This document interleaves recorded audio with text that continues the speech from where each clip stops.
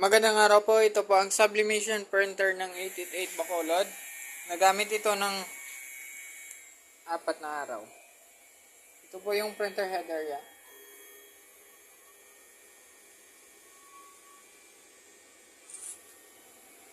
Yan naman po yung copy.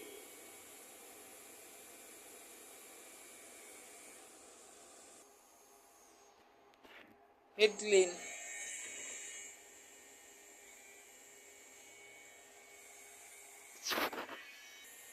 Pagkatapos po nating mag-head clean, punasan po natin ang wiper.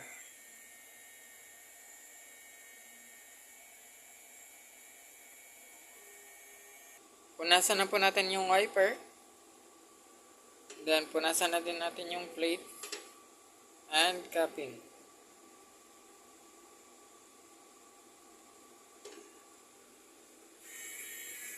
Nozzle check.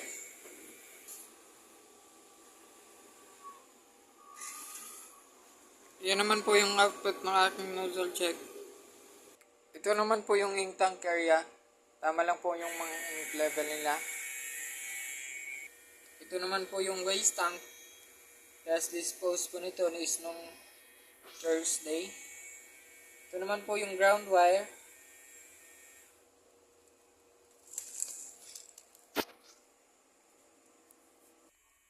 Ito naman po yung sublimation supplies. Ito naman po yung roll.